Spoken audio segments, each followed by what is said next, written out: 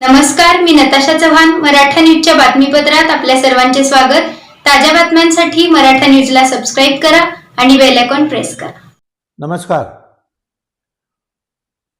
काल एक पत्र केंद्र शासनाकडून राज्य सरकारला प्राप्त झालेलं आहे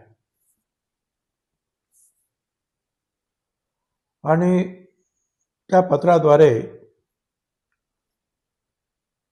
भारत सरकार पेट्रोलियम आणि नैसर्गिक वायू मंत्रालय नवी दिल्ली यांनी व्यापारी LPGच्या म्हणजे कमर्शियल LPG व्यापारी LPGच्या वाटपा संदर्भात सर्व राज्ये आणि केंद्रशासित प्रदेश यांना सूचना दिलेल्या आहेत.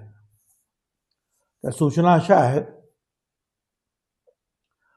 की 18 मार्च 2026 रोजीच्या केंद्र शासनाच्या पत्राप्रमाणे PNG विस्तारासाठी व्यवसाय सुलभता सुधारण्याच्या आधारे राज्याला आधीच पहिल्यांदा 20 आणि नंतर 10 असे 30% वाटप मंजूर करण्यात आलेले आहे PNGच्या विस्तारासाठी. आता 23 मार्च पासून पुढील सूचना येईपर्यंत आणखीन 20% वाटप मंजूर करण्यात येत आहे. त्यामुळे संपूर्ण वाटप जे आहे हे 50% होईल. म्हणजे पूर्वी जेवढं मिळत होतं आपल्याला त्याच्या 50% हा कोटा आहे. परंतु हे वाटप जे आहे त्याच्यासाठी त्यांनी काही शर्ती टाकलेल्या आहेत. हा अतिरिक्त 20% वाटप जे आहे हे त्यांनी पुढील क्षेत्रांना द्यायचं आहे. त्यामध्ये हॉटेल, ढाबे, उपहारगृहे, औद्योगिक कॅन्टीन, अन्न प्रक्रिया, दुग्ध व्यवसाय, राज्य शासन किंवा स्थानिक स्वराज्य संस्थाद्वारे चालविण्यात येणाऱ्या अनुदानित कॅन्टीन्स, सामुदायिक स्वयंपाकघरे म्हणजे कम्युनिटी किचन्स, स्थलांतरित मजुरांसाठी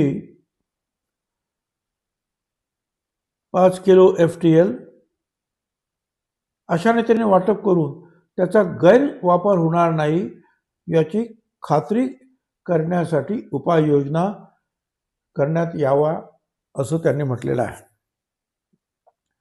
आता या सर्व व्यापारी औद्योगिक LPG जे ग्राहक आहेत, व्यापारी आणि औद्योगिक LPG, डोमेस्टिक नाही, स्वयंपाकाच्या बद्दल नाही म्हणत आहे हे पत्र. हे जे व्यापारी आणि औद्योगिक LPG ग्राहक त्यांना एकूण 50%तून LPG मिळण्यासाठी पात्र होण्यापूर्वी तेल विपणन कंपन्या ज्या आहेत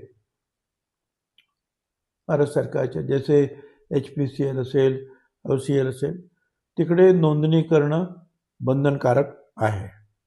अशा नोंदणी माझ्या मते बऱ्याचशा लोकांनी अगोदरच केलेल्या आहेत. तेल विपणन कंपन्यांनी ग्राहकांच्या व्यवसाय क्षेत्राची आणि LPGच्या वार्षिक आवश्यकतेची नोंद स्वतंत्र डेटाबेसमध्ये ठेवण्यात यावी.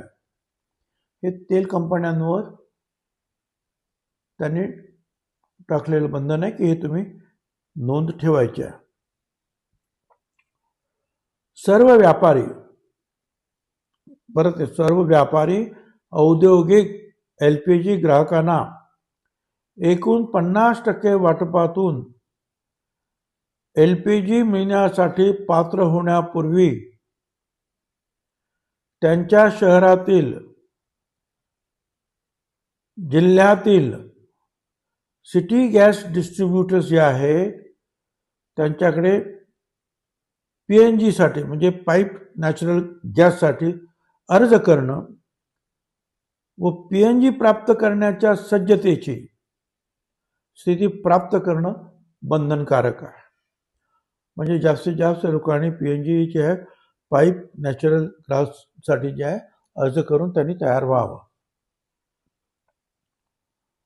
एकूण काय तर काही प्रमाणामध्ये जे आहे हॉटेल, ढाबे, उपाहारगृह, कॅन्टीन इत्यादींना जे आहे काही प्रमाणामध्ये हा LPG मिळणार आहे आणि त्यासाठी जे आहे त्यांनी ऑइल कंपन्यांकडे नोंद करायची आहे.